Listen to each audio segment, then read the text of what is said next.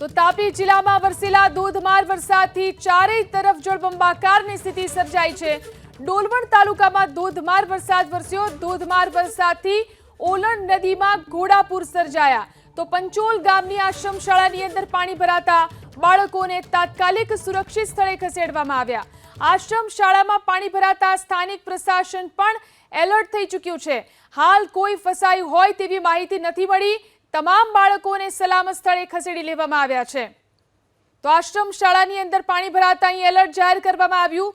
જોઈ શકાય છે આ દ્રશ્યોની અંદર પાણી જ પાણી દેખાઈ રહ્યું છે। તમામ બાળકો કે જે આશ્રમ શાળાની અંદર હતા તેમને ખસેડી લેવામાં આવ્યા છે, તેમને સલામત સ્થળે ખસેડી લેવામાં આવ્યા છે। જોઈ શકાય છે આશ્રમ શાળાની અંદર કેટલું પાણી ભરાયું છે। તાપીના ડોલવણની અંદર ભારે વરસાદ વરસ્યો ત્યારે ઓલણ નદીમાં ઘોડાપૂરની સ્થિતિ છે અને અહીંની આશ્રમ શાળાની અંદર પાણી ભરાઈ ગયું છે। પંચોલ ગામની આશ્રમ શાળામાં પાણી ભરાઈ ગયું છે, જેના કારણે અહીંના બાળકોને સલામત ખસેડવામાં આવ્યા છે। વધુ જાણકારી મેળવી અમારા સંવાદદાતા ધવલ ફોન લાઈનથી જોડાયા છે। જી ધવલ, કેટલો વરસાદ છે ડોલવણની અંદર અને આશ્રમ શાળાના બાળકોને કેવી રીતે સ્થળાંતરિત કરાયા? બિલકુલ, તાપી જિલ્લામાં તેમજ તેના ઉપરવાસમાં એટલે કે ડાંગ જિલ્લામાં પડેલા વરસાદને લઈને ઓલણ નદીમાં ઘોડાપૂરની પરિસ્થિતિનું નિર્માણ થયું છે।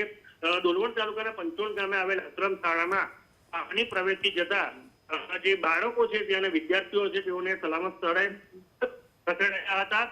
તો બીજી તરફ ડોલવણ તાલુકાના અંધારવાડી દૂર ગામના કેટલાક જે ઘરો છે તેમાં પણ પાણી પ્રવેશી ગયા હતા, જેને લઈને હાલ જે વરસાદે જનજીવન પ્રભાવિત કર્યું હોય એમ લાગી રહ્યું છે।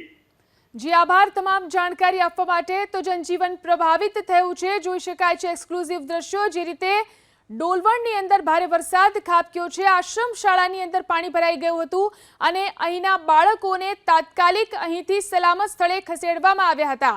હાલ કોઈ ફસાયું ન હોવાની જાણકારી પ્રાપ્ત થઈ રહી છે। તમામ બાળકોને અહીંથી સલામત સ્થળે ખસેડી લેવામાં આવ્યા છે।